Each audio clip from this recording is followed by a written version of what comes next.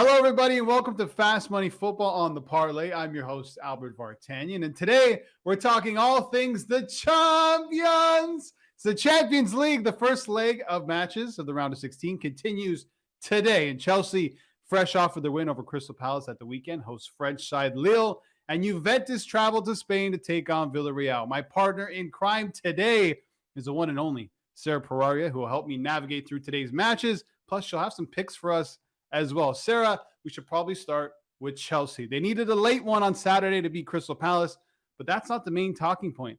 Everyone is talking about Romelu Lukaku, which everyone usually does now when it revolves around Chelsea. Just 7 touches in that match. He played the full 90 against Crystal Palace. That's actually really difficult to do if you're just a player on the pitch, not if you're a striker. If you're just a player on the pitch for 90 minutes to only get 7 touches, that's a big problem. 2 in the first half, 5 in the second half. How concerning is this for Chelsea?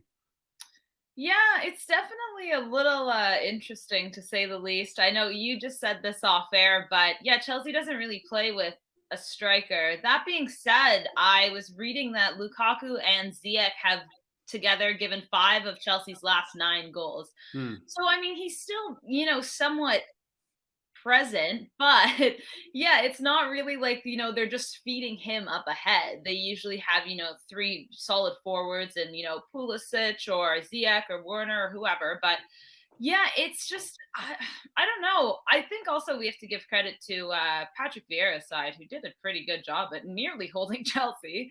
It was a tougher game for them, it seemed. And yeah, I don't know. I don't know if it's just maybe him not fitting into the lineup or the style of play that Tuchel's going for. But I don't know. I'm not as concerned as I think maybe others are yet, because I think Chelsea also has a ton of talent on the team that even if he's not starting every game, if he's coming on, 60, 70 minute sub, hey, it's not a bad sub to make. That's a big money signing to be coming off the bench. I think that's where the issue lies. If this was, another player that didn't cost that much or an academy player, I think we'd be having a different discussion. But because they paid so much money for him to come in and score goals and it's not happening, this is what raises the alarm and this is what makes it so concerning. I mean, that's the lowest number of touches any players managed in 90 minutes in the Premier League since 2003 when the data was first recorded. And there's been a few times where the touches have been pretty low. I mean, he had 19 touches against Brentford. He played 676 minutes, and obviously Chelsea had the majority of possession. 20 touches against City in 90 minutes, 18 touches against Brighton in 80 minutes. So, I mean, it's kind of an ongoing thing. And yeah, I touched on it off the air, but similar to City and to Liverpool, Thomas Tuchel likes to play with almost like a false 9 or a front 3 that's kind of fluid and moves within each other. Havertz, Timo Werner, Ziyech, Mason Mount, Hudson-Odoi is up there sometimes. They don't play to a striker's strengths. And this is what Thomas Tuchel had to say after the match. And you can give me your thoughts on this. He goes, "What can I do? I don't know. We have to deal with it. The data is out there and the data speaks a certain language. He was involved in our game. It's not what we want or Romelu wants, but it's not the time to laugh and make jokes about him. He's in the spotlight and we'll protect him." That's a little concerning to me. The manager's saying, "I don't know what to do. We have to deal with it." It's up to him to Mhm. figure out how to get the best out of his player. And Chelsea aren't necessarily a crossing team, which means if you're a big striker who relies on that type of service, you're not going to be getting it from these players. And another big thing to mention, their number 2, 1 and 2 wing backs, Ben Chilwell and Reece James, have been out for a long time. So that service just isn't coming into the box. So I'm Mhm. just trying to figure out here, Sarah, like who's to blame for Lukaku's lack of involvement? Is it the manager? Is it the player? Is it the players around him? Well, like you just said, like Chelsea's not a team that plays with a striker, right? And that's not the way Tuchel's playing. So you can't get mad at, them buying him for as much as they did, because they knew the kind of player he was. And so maybe it wasn't a good signing for this team with the way they play. I don't necessarily I don't necessarily think it's on anyone. I think it's just a matter of, Lukaku's a great striker, but he is that player that you feed him and he'll score, but you have to feed him. And it's not, he's not working with necessarily like two guys on the wing, or that false 9 behind or whatever. But at the same time, if Tuchel feels that the rest of the team plays better in this whatever 4-3-3 lineup, Yeah, it's not going to mesh with Lukaku, but I don't really think it's anyone's fault. I'm just now wondering, like, was this the best signing you guys could have made? Was Yeah. this the best signing? I'm not really sure. I'm So wondering if Tuchel even wanted him, if this was his first choice, because like, we keep mentioning, it just doesn't fit into that system, does it? mhm, mhm. Yeah, no, I honestly think you're right. I mean, a lot of these times there's a lot of speculation. We don't really know what goes on behind closed doors, but I think that's a very valid point. And I think, yeah, I don't know. You mentioned that you don't know if we were even going to see him in the lineup today. Are you Yeah. predicting that? I mean, that's a big one. That's why I want to see this 11 to see if Tuchel rides with his striker or drops him. I mean, if it's any other player and that player has 7 touches in a match where you Mhm, dominate possession and you play 90 minutes, you're probably going to get dropped for a massive Champions League game. mhm, That being said, Chelsea, a much better team than who they're going to face, which we'll talk about. Lille, they should win this game. They should dominate possession. So it could be a match for Lukaku to come in. Obviously, stakes are high. He's going to be at home. The fans haven't really turned on him. It's kind of 50-50 when it comes to Lukaku and Chelsea fans at the moment. So I think this starting 11 will say a lot in terms of what Thomas Tuchel thinks of his striker. If he leaves him out there and maybe on the training pitch he's figure out how to get him more involved, then we'll see what's going to happen there. I just don't think it fits. It's not a good fit at the moment. I also think Lukaku is definitely lacking in confidence, and I think when you have a player who lacks in confidence, he's not going to show for the ball as much. He's not going to be involved as much. He's not going to be in the right positions. He might be overthinking certain things. I mean, we saw two types of center forward performances this past weekend in the Premier League. You had Harry Kane, who had one of the best performances we've seen from a center forward in a long time, dropping in deep, creating and scoring goals. And then you have Lukaku, 7 touches. He did, quote unquote, I mean, almost set up a goal for Ziyech that was deemed offside. So he was involved somewhat, but you can see that the difference in strikers when you have a player like Harry Kane who can create for himself and also feed off of service, and Lukaku, when he's not scoring, he doesn't really do anything else. I like the little Spurs shout out from the Spurs fan. Just have to say you got to slip in Harry Kane. I had to throw it But in there. We're not going to talk about it. I had to throw it in, I right? love it. I love it. Yeah, no, it's tricky, but I was reading this morning, you mentioned that Chilwell and James have been out for a while, but I read also that it looks like Mason Mount and Callum Hudson-Odoi are looking doubtful for this game Yeah. too. So that also makes me think, okay, they're lacking a few players still, and does that mean Lukaku's going to get the start? And also in terms of confidence, it's tricky I think for the coaches because you're right when you say, yeah, if they're not feeling super confident, they're not going to show for the ball. They might not have their best game, but at the same time, is benching them going to give them that confidence? Like it's such a thin line that the coach has to kind of determine what is going to be the better outcome. I don't know what the lineup is going to be, but I have a feeling that Lukaku is going to be on it. I don't know why. I think it's the best option just because, as you said, they're at home. It's a big time for him to come out and score. And you know what? Worst case scenario, he can get subbed off. I think that might be the better call instead of subbing him in like, the 70th after they might already be up one or two Yeah. or whatever. And I think we also need to say he's not the only big money signing that's underperforming for Chelsea. Christian Pulisic, Timo Werner, these players, they're not, living up to the expectation in which they were bought for. So, I mean, it's not just Lukaku, but when you have such a big price tag, and then a few months ago he came out with that interview, how he wanted to go back to Milan, blah, blah, blah, blah. It's not going to help his cause. But anyway, he scored a few goals in the Champions League. He scored, I think, a pair of goals in the Club World Cup. So the goals are there for him. I think Tuchel just needs to find a way to build his confidence. And by sitting him today wouldn't be one of those things. I'm with you. I think he needs to start him. So let's talk about this matchup. Chelsea at home to Lille. It's the first leg of the round of 16 match. Chelsea, they've been pretty good. 5 wins in a row in all competitions. They have the Carabao Cup final on Sunday, so they might have one eye on that as well. But I think the Champions League, they're all in for that, as they always are. They are the reigning champions taking on Lille. How do you see this match playing out? Yeah, I see Chelsea winning this game. Yeah. In that, yeah, like you said, 5 consecutive wins. Not to mention that they have the Club World Cup trophy in one of those wins. That's a nice little. What do you think of that competition, Sarah? I think it's definitely, for European clubs, it's not something that we look and say, "Oh, that's such a major trophy." But South American teams go hard. Like Brazilians love that trophy and they will fight for it and they think it's such a massive thing. You know what? At the end of the day, it's still a trophy. It might not be as competitive, but they're also adding another competition into their schedule.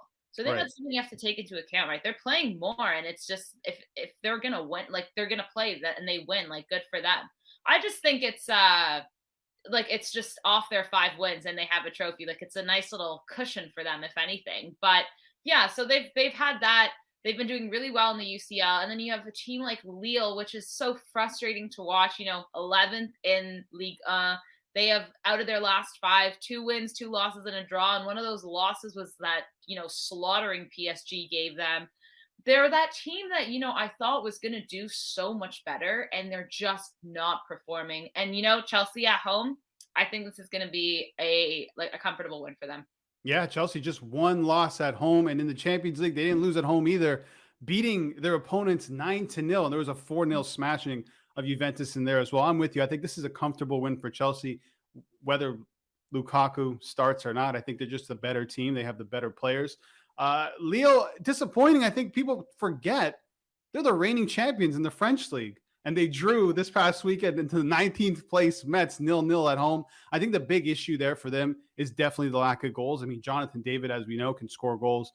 And Barak Yilmaz, they've only scored once. And it was in the same game in Lille's last 8 games. So when the goal scoring dries up and you're going against a team like Chelsea, who doesn't lose at home, doesn't really concede, it doesn't bode well for them. I mean, I think the only thing they can really hold on to is that the away goals are done. So they can go there, they can sit back, they don't have to push, and hopefully take it back to France and try and win the game there. I don't think it's going to happen. I think it's going to be comfortable for Chelsea over both legs. But my bet, I'm going to go Chelsea, because you can't back Chelsea straight up on the line. You have to lay too much juice. So I think if you add the under 4 goals, you get that around even money. I think they win maybe 1-0, 2-0, maybe even 3-0. I mean, they don't really win by more than 3 goals. I think the last time they did that was against Chesterfield in the FA Cup, which was some time ago. So I think Chelsea comfortable win to 0.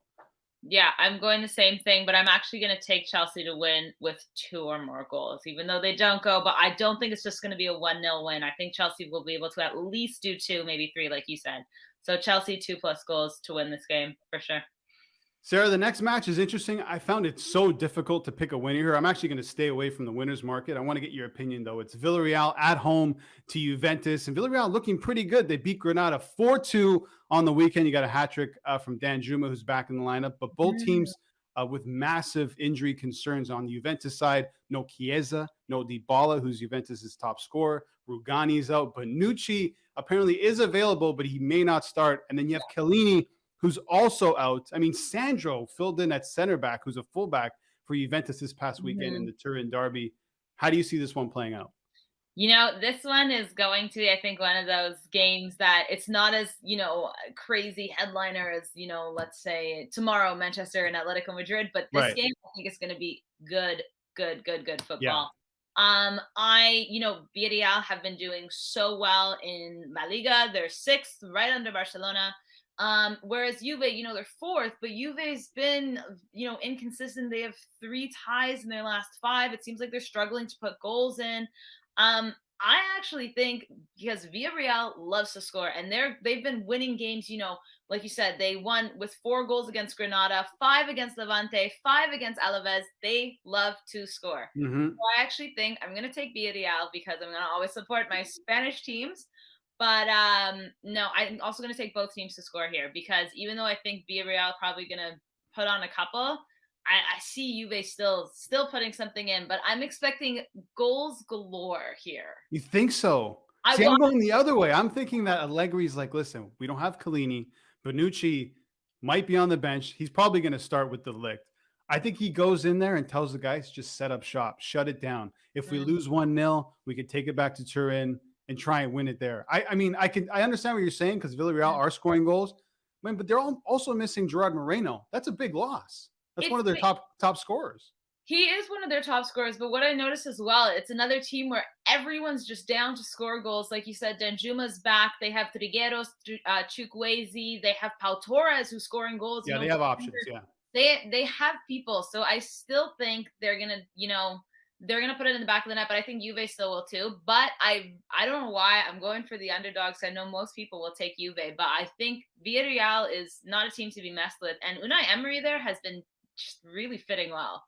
You know what's crazy? The line shifted so much where Juventus are underdogs now at almost 2-1. Are they? How the mighty have fallen, and I couldn't believe this when I saw it. I mean, they last qualified for the quarterfinal of the Champions League back in 2019. I mean, it's been a rough ride for Juventus. The Ronaldo experiment failed, and now here they are. I think kind of in a transitional stage. But in terms of goals, I don't see it. I hear you, but I don't see it. I think he's really going to set up shop here. I love Villarreal. I love the way that they play. They are missing some important players in Francis Coquelin. We mentioned, Gerard Moreno, Giovanni Lo Celso from Spurs, who's on loan. He's doubtful. Etienne Campou is also doubtful. I think this is going to be a tight match. So I'm going to go with the under 2.5. I also like Villarreal, or not you, Villarreal, excuse me, Juventus draw no bet. I think it's at like plus 130. So I think there's some good value there. And if you want to take a punt on a side to win, I'm with you, Sarah. I think Villarreal are that team. It's going to be one-way traffic. Yeah, well, you also have to remember they're playing at the Estadio de la Ceramica, which is a tough place to play. These fans they're diehard, and they will scream and yell at you like this. I think this home advantage will play, a big role. I know there's no away goals or anything, but I think Villarreal is going to put on a show, and I hope they do. Yeah, I think this is definitely the game of the day. May even be the game of this week. You're right. It's one of the under the radar matches, but a tough one. I mean, this can go either way, in my opinion. But I think Villarreal, like you said, at home are the team. Let's recap the picks. Who are you going with in the Chelsea match? I'm taking Chelsea, and I'm taking them to win with 2 or more goals. Yeah, I'm going Chelsea plus the under 4 goals at plus 105. You like Villarreal at home plus 150. I think that's really decent odds for a home team going up against a wounded Juventus team. I'm going with the under 2.5. You can go under 2 if you like as well. If the game finishes with 2 goals, it's a push. You get your money back. So it's a bit of a safer bet and better odds. But those are our picks. That's the Champions League for today. Me and Sarah will be back tomorrow to talk about tomorrow's Champions League games.